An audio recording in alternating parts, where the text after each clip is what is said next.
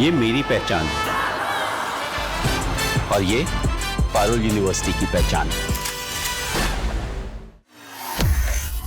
Iran की राजधानी Tehran में एयर डिफेंस सिस्टम को सक्रिय कर दिया गया है।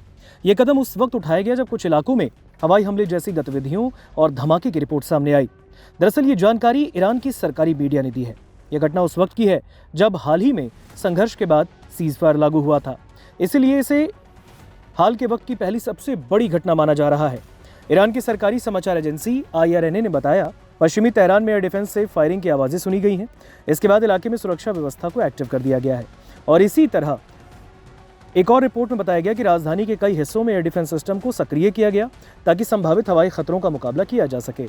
हालांकि किसी खास लक्ष्य या हमले की विस्तृत जानकारी नहीं दी गई है। हालांकि इस पूरे मामले को अगर हम गौर से देखें तो समझ में आता है कि अमेरिका और ईरान के बीच बढ़ती तनातनी अब खत्म होने का नाम नहीं ले रही और ये हालात बहुत ज़्यादा तनावपूर्ण बन गए हैं। ईरान ने अपने डिफेंस सिस्टम को सक्रिय किया है। बीते दिन ईरान ने यह कदम उठाया।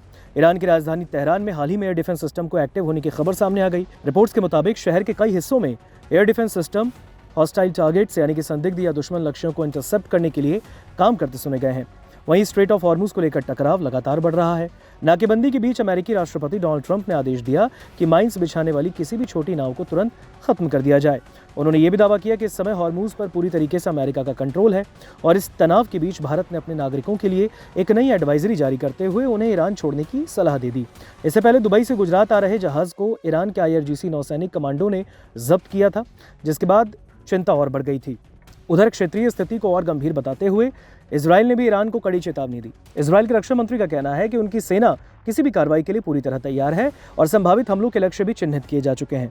उन्होंने संकेत दिया कि ईरान पर हमले के लिए अमेरिका की हरी झंडी का इंतजार किया जा रहा है। वहीं ईरान ने स्ट्रेट ऑफ हॉर्मुज को खोलने के लिए नई शर्त रख दी है। तेहरान का कहना है कि जब तक उसकी लगभग $11 ट्रिलियन की जब्त संपत्ति जारी नहीं की जाती तब तक इस जलमार्ग को नहीं खोला जाएगा। अब इस बीच एक अलग विवाद में अमेरिका को अपनी सफाई भी देनी पड़ गई। राष्ट्रपति डोनाल्ड ट्रंप की एक सोशल मीडिया रिपोस्ट में रेडियो होस्ट माइकल सैवेज की विवादित टिप्पणियां शामिल थी, जिसमें भारत समेत कुछ देशों को लेकर आपत्तिजनक शब्द कहे गए थे। इस पर अब अमेरिकी दूतावास के प्रवक्ता ने भी साफ कर दिया कि ट्रंप भारत को महान देश करार देते हैं और उसके नेतृत्व को अपना अच्छा मित्र बताते हैं।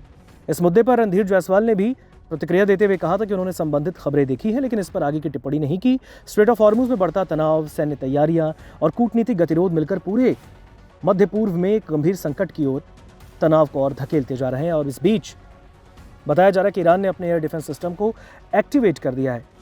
तो क्या इससे ये समझा जाए कि ईरान जंग को अब तैयार है?